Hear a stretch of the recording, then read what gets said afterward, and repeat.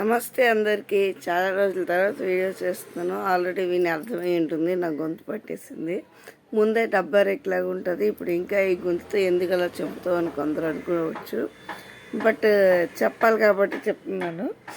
కానీ కొందరికి మాత్రం వాయిస్తో ఫరక్ పడకుండా జస్ట్ అంటే నిజంగానే నా వీడియో నచ్చే వాళ్ళు కూడా ఉన్నారు. సో వాళ్ళ కోసం వీడియో చేస్తున్నాను. బట్ మరి నెల రోజులు అవ్వకముందు, ఇప్పుడంటే నెల అయింది, బట్ ఇంచుమించు 2-3 వారాల నుంచి నేను వీడియోస్ చేయట్లేదు. కానీ నెల అవ్వకముందు 100 మంది అయిన సబ్స్క్రైబర్స్ అవ్వకముందే కొందరేమో నాకు మెసేజ్ అనమాట, స్టేటస్ పెట్టేదాన్ని అనమాట నా వీడియో. నీకు ఎందుకే వీడియో, నీకు అవసరమా అని కొందరైతే, నీ వీడియోలు బాగున్నాయను అని కొందరు. ఇప్పుడు నా మాట్లాడిన ఫ్రెండ్ నాతో అంటే ఎప్పుడో జస్ట్ మాట్లాడే వాళ్ళు కూడాను సబ్స్క్రైబ్ చేసుకుని వీడియో బాగా చేస్తున్నావు, నేను చేయాలనుకున్నాను కానీ నాకు ధైర్యం సరిపోగలేదు అని. నాకు ధైర్యం సరిపోకే నేను లేట్గా స్టార్ట్ చేశాను. నాకు ఎడిటింగ్ రాదు, మేకప్ వేసుకుని ఏం చేయను, నాకు మాట్లాడడం కూడా ఇలాగే వచ్చు. అయితే ఇవన్నిటిని ఎంచుతున్నారు కొందరు. నీకు ఎందుకు వెళ్ళగా, నీకు ఎడిటింగ్ రాదు, నీ వీడియోలు బాగోవు, సోదేస్తున్నావు, నా బుర్ర తింటున్నావు, అది ఇది అని కొందరు. సో ఎవరైతే సోద అనుకుంటున్నారో, బుర్ర తింటున్నాను అనుకుంటున్నా, ఎడిటింగ్ రాదని అనుకుంటున్నారో, మేకప్ వేసుకుని అది ఇది అనేది అనుకుంటు వాళ్ళందరికీ జస్ట్ ఒక ఆన్సర్ ఒక క్వశ్చన్ నాకు తెలీదు. ఎప్పుడైనా ఎవరితోనైనా కూర్చుని కాసేపు మాట్లాడండి, మీకు తెలుస్తుంది అది బాధ. అంతేగాని అందరినీ జడ్జ్ చేయడానికి ప్రయత్నించకండి. మీ టైం బాగుంది కదా అనేసి ఎవరినో చూసి వాళ్ళనేమో ఎక్కిరించడానికి కానీ జడ్జ్ చేయడానికి కానీ ట్రై చేయకండి ప్లీజ్. ఎందుకంటే ఎవరి బాధ వాళ్ళకి ఉంటుందబ్బా.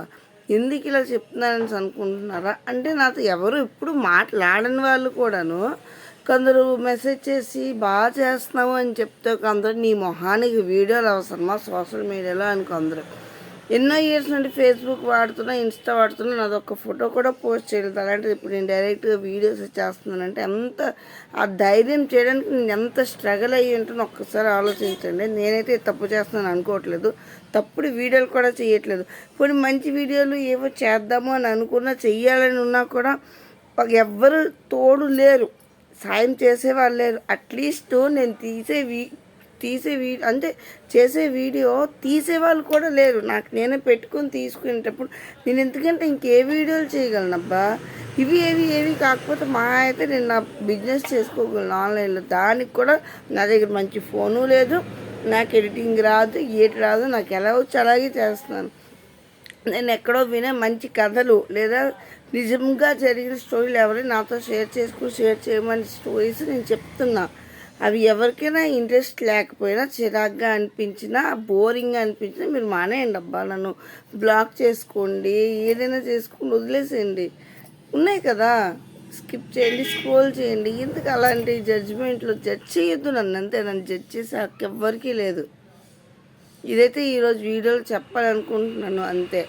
నిజంగా నా వీడియో అయితే నాకు తెలిసి నన్ను సపోర్ట్ చేసే వాళ్ళు ఎవ్వరు అంటే, ఎప్పుడో నేను మాట్లాడే నా ఫ్రెండ్స్, నా చిన్నప్పుడు ఫ్రెండ్స్ కొందరైతే జస్ట్ నేను అంటే ఒక మెసేజ్ హాయ్ బాయ్ చెప్పినా కూడాను సరే గుర్తున్నాను అనుకునే వాళ్ళే సపోర్ట్ చేస్తున్నారు తప్ప, నేను క్లోజ్గా మూవ్ అయిన వాళ్ళు ఎవ్వరు కూడా అంటే చాలా తక్కువ మంది మాత్రమే క్లోజ్గా ఉన్నవాళ్ళు ఫ్యామిలీ పర్సన్స్ సపోర్ట్ చేస్తున్నారు. ఎవరు కూడాను దగ్గర ఉన్న వాళ్ళు ఎవ్వరు సపోర్ట్ చేయరు. నిజంగా చెప్తున్నాను. నేను ఇందులో ఏం చేసిన తప్పేం చేయలేదే, మంచి చేసినా చేయకపోయినా వింటే ఖచ్చితంగా మంచి ఉన్నది నా మాటలో, కానీ వినడానికి కూడా ఇష్టపడట్లేదు.